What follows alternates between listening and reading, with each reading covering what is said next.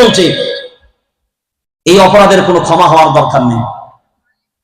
এই অপরাধের কোনো ক্ষমা, এই অপরাধের কোনো ক্ষমা আমরা ভারতবর্ষের আম নাগরিক হিসাবে বলছি, অবিলম্বে এই অপরাধের কারণে মুখ্যমন্ত্রীর পদ থেকে নীতিশ কুমারকে বহিষ্কার করা হোক। আপনাদের মত কি? সবার মত কি? জোরে বলেন।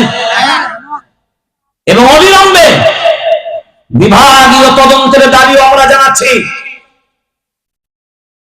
অবিলম্বে দেশের ধর্মনিরপেক্ষ পরিকাঠামোকে ঠিক রাখতে গেলে, গণতান্ত্রিক পরিকাঠামোকে ঠিক রাখতে গেলে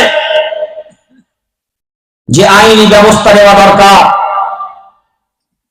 আমরা আশা রাখবো প্রশাসন অবিলম্বে তার ক্ষমতার কথা না ভেবে তার অপরাধের কথা চিন্তা ভাবনা করে অবিলম্বে তাকে অ্যারেস্ট করা হোক।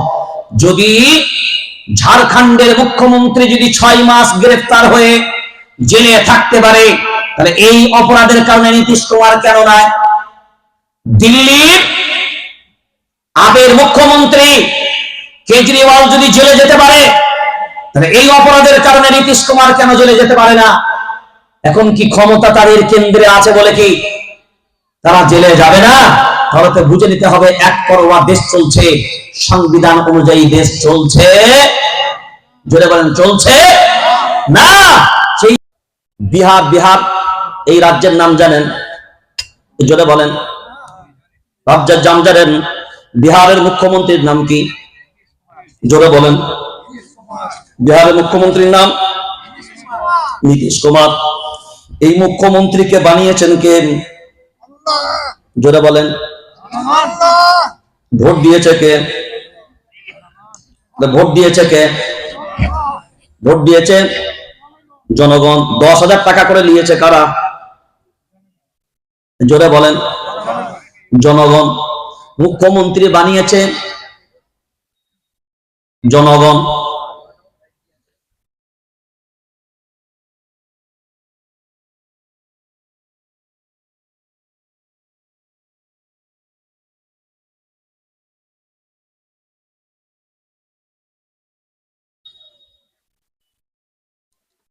এবার কয়েকদিন আগে আপনারা দেখেছেন নিশ্চয়ই সবাই, যে বিহারের মাননীয় মুখ্যমন্ত্রী, তাকে মুখ্যমন্ত্রী হিসাবে আমাদের কোনো আপত্তি নাই, কোনো সমস্যা নাই। তিনি তার রাজ্যের মুখ্যমন্ত্রী হবেন, গণতান্ত্রিক পদ্ধতিতে তিনি ক্ষমতায় আসবেন। আপনাদের আপত্তি আছে? জোরে বলেন। কিন্তু কয়েকদিন আগে তিনি একজন মুসলিম নারী, একজন মুসলিম বোন,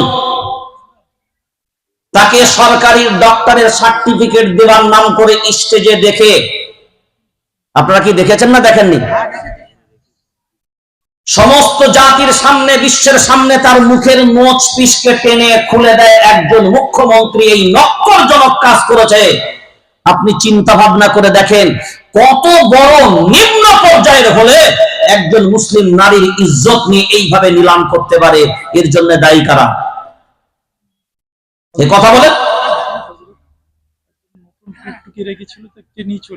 ওইরকমই যাবে, অন্য খেয়ালে থাকলে আর কি হবে? টুকটুকি কি মেয়ে না টুকটুকি অন্য কিছু? টুকটুকি গাড়ি মানে ও, আপনার টুকটুকি বলেন নাকি? না কে লোক করেছে? আমি কারণ মিলে চলে গেছে আমরা টুকটুকি।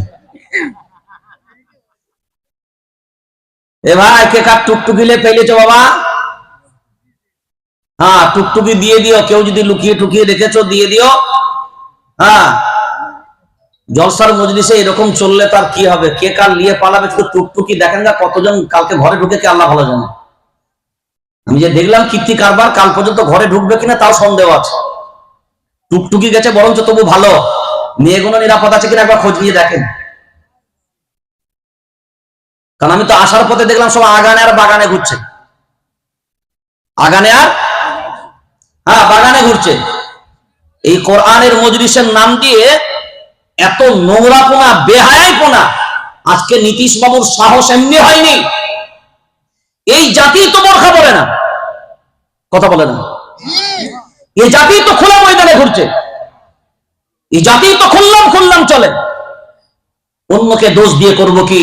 কিন্তু হ্যাঁ, আমরা তীব্র ভাষায় এটা নিন্দা জানাচ্ছি, অবিলম্বে সেই বোন যেমন নীতিশ কুমারের বিরুদ্ধে এফআইআর করেছে, কিন্তু আইনত বিচার হবে বলে মনে হয়? এ কথা বলেন, জোরে বলেন। আর এটা যদি একজন মুসলমান করত, কথা বলে না। কারণটা কোথায়? কারণটা কোথায়? এ কারণে কাউকে দায়ী করে লাভ নাই, আমরা খুদ নিজে দায়ী। কি আমরা খুদ নিজে দায়ী? আমরাই তো কোরআনের প্রতি ভক্তি ভালোবাসা আমাদেরই নাই। যে আজকে রাজ্যের মুখ্যমন্ত্রী তার সাহস হয় এই জায়গায় যে একজন মুসলিম মহিলার বোরখা খুলে দিবে, এত বড় অপরাধ করার সাহস হয় কিসের কারণে? কারণ আজকে তো বোরখার বিরুদ্ধে আমরাই দাঁড়িয়েছি। আমার বাড়ির মেয়ে পর্দা করে না, আজ আমার বাড়ির মেয়ে পর্দা বোঝে না, আজ আমরাই আমাদের বোনদেরকে পর্দায় রাখি না, আজ আমরাই আমাদের মেয়েদেরকে পর্দায় রাখি না। আল্লাহর নবী একটা কথা বলেছিলেন, ইমরাআতুন কাসিয়াতুন আরিয়াতুন, এমন একটা দিন আসবে, এমন একটা সময় আসবে যখন নারীরা পোশাক পরবে তারপরে উলঙ্গ হবে। কথাটা দেখুন তো, কোনো বাস্তবতা আছে না নাই? আমরা যদি আমাদের নারীদেরকে পর্দায় রাখতে পারতাম, আমরা যদি আমাদের মহিলাদেরকে পর্দায় রাখতে পারতাম, আজকে ভারতবর্ষে এই ইতিহাসের পরে যদি সমস্ত ভারতবর্ষের মুসলিম সমাজের সব গার্জেনরা এবং সব মহিলারা যদি ক্লিয়ার করে ডিক্লেয়ার দিত, আজকের পর থেকে আমরা প্রতিজ্ঞা নিলাম, আজকে আমার একটা বোনে বোরখার উপরে নেকাবের উপরে হাত দিয়েছে, আমরা সমস্ত 40 কোটি মুসলমানের নারীরা ঘোষণা দিলাম, আজকের পর থেকে আমরা কেউ খালি মুখে খালি বোরখাই বার হবো না। এই চ্যালেঞ্জ যদি ছুড়ে দিতে পারতো, তাহলে আমরা জানতাম এই মুসলমানের নারীরা বীরের সন্তান হতো। আজকে তারপরেও আমরা দেখছি এত কিছুর পরেও কাকে খারাপ বলবো, আমরা তো নিজেরাই নিকৃষ্ট হয়ে গেছে।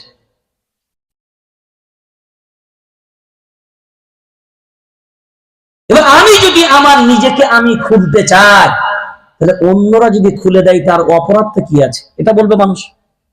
তুমি তো নিজেই খুলে ঘুরছো। কিন্তু তারপরেও দায়িত্বহীন কণ্ঠে বলছে এই অপরাধের কোনো ক্ষমা হওয়ার দরকার নেই, এই অপরাধের কোনো ক্ষমা, এই অপরাধের কোনো ক্ষমা। আমরা ভারতবর্ষের আম নাগরিক হিসাবে বলছি, অবিলম্বে এই অপরাধের কারণে মুখ্যমন্ত্রীর পদ থেকে নীতিশ কুমারকে বহিষ্কার করা হোক। আপনাদের মত কি? সবার মত কি? জোরে বলেন। এবং অবিলম্বে বিভাগীয় তদন্তের দাবিও আমরা জানাচ্ছি। অবিলম্বে দেশের ধর্মনিরপেক্ষ পরিকাঠামোকে ঠিক রাখতে গেলে, গণতান্ত্রিক পরিকাঠামোকে ঠিক রাখতে গেলে যে আইনি ব্যবস্থা নেওয়া দরকার, আমরা আশা রাখবো প্রশাসন অবিলম্বে তার ক্ষমতার কথা না ভেবে তার অপরাধের কথা চিন্তা ভাবনা করে অবিলম্বে তাকে অ্যারেস্ট করা হোক। যদি ঝাড়খণ্ডের মুখ্যমন্ত্রী যদি 6 মাস গ্রেফতার হয়ে জেলে থাকতে পারে, তাহলে এই অপরাধের কারণে নীতিশ কুমার কেন নয়? দিল্লির আগের মুখ্যমন্ত্রী কেজরিওয়াল যদি জেলে যেতে পারে, তাহলে এই অপরাধের কারণে নীতিশ কুমার কেন জেলে যেতে পারে না? এখন কি ক্ষমতা তাদের কেন্দ্রে আছে বলে কি তারা জেলে যাবে না? তাহলে তো বুঝে নিতে হবে একপরোয়া দেশ চলছে, সংবিধান অনুযায়ী দেশ চলছে। জোরে বলেন, চলছে না। সেই জন্য এই মুহূর্ত যখন তৈরি হবে তখন বুঝে নিতে হবে তোর সাথে কে আসলো না আসলো আত্মত দেখার টাইম নাই, তোর সাথে কে সাথ দিল না দিল আত্মত দেখার টাইম নাই। তুই একটা জায়গায় দাঁড়িয়ে যা, فإن تولوا فقل حسبي الله لا إله إلا هو عليه توكلت وهو رب العرش العظيم। আল্লাহ তোর জন্য যথেষ্ট হবে, তুই আয়, আল্লাহ তোকে সহযোগিতা করবে, আল্লাহ তোকে সাহায্য করবে, তোর টেনশন নাই। আগিয়ে আয়, হকের পক্ষে আয়, ন্যায়ের পক্ষে আয়। ওয়া তাআওয়ানু আলাল বিররি ওয়াত তাকওয়া ওয়া লা তাআওয়ানু আলাল ইসমি ওয়াল উদওয়ান। হকের পক্ষে সাপোর্ট দে, ন্যায়ের পক্ষে সাপোর্ট দে, অন্যায়ের পক্ষে সাপোর্ট দিবি না, অন্যায়ের পক্ষে থাকবি না। হক যেদিকে তুই চল সেদিকে। আর মনে রাখবি ওয়াকুল জাআল হাক্কু ওয়া যাহাকাল বাতিল ইন্নাল বাতিলা কানা যাহুকা। হক যখন আসবে বাতিল বিলুপ্ত হতে বাধ্য হবে। হককে নিয়ে আসার দায়িত্ব আমার, আর বাতিলকে বিলুপ্ত করার দায়িত্ব আমার আল্লাহ। কারণ মনে রাখতে হবে তুই আগা ফালাম তাকতুলুহুম ওয়ালাকিন্নাল্লাহা কাতালাহুম ওয়া মা রামাইতা ইয রামাইতা ওয়ালাকিন্নাল্লাহা রামা ওয়া লিইবলিয়াল মুমিনিনা মিনহু বালাআন হাসানা যালিকুম ওয়া আন্নাল্লাহা মুহিনু কাইদিল কাফিরিন। ওরে মুসলমান তুই জেনে রেখে দে ফালাম তাকতুলুহুম ওয়ালাকিন্নাল্লাহা কাতালাহুম। বদরের প্রান্তরে তুই কতল করিসনি, আমি আল্লাহ কতল করেছিলাম। শত্রুকে তীর তুই নিক্ষেপ করেছিস, ওই তীরগুলোকে বেঈমানদের কলিজার ভিতরে ঢুকিয়ে দেবার দায়িত্ব আমি আল্লাহ আমার কুদরত বহন করেছে। জালিকুম ওয়া আন্নাল্লাহা মুহিনু কাইদিল কাফিরিন। মনে রেখে দে কাফেরদের সব রকমের চক্রান্ত,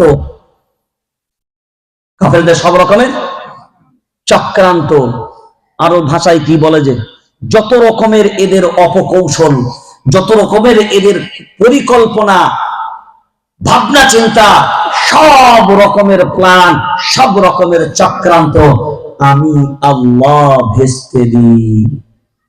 সুবহানাল্লাহ বলবেন না? কাদের? কাদের? বেঈমানদের। কাদের? কাদের? বেঈমানদের। কোন উপলক্ষে বলছেন আল্লাহ? তখন ঈমানদারদের সংখ্যা 313 জন। তখন আল্লাহ বর্ণনা করছেন বদরের প্রান্তরের ইতিহাসকে সামনে রেখে। যালিকুম ওয়া আন্নাল্লাহা মুহিনু কাইদিল কাফিরিন। আরে এদের যত প্ল্যান, গেম প্ল্যান, যত চক্রান্ত, যত রকমের আমি আল্লাহ সব ভেস্তে দিই। এদের চক্রান্তর কোনো দাম নাই। কাদেরকে বলছে? 313 জন ঈমানওয়ালার পক্ষে আল্লাহ এই কথাটা বলছে। আপনি ভারতবর্ষের মাটিতে 40 কোটির উপরে বাস করেন, আপনার জন্য কি কথা নয়? কথা বলেন না? আপনার জন্যও এ কথা। হ্যাঁ, তারপরেও বলতে হবে, মনে রাখতে হবে একটা জিনিস, আবেগের দুনিয়া নয়, আবেগে চলবে না, আবেগে ভাসা যাবে না।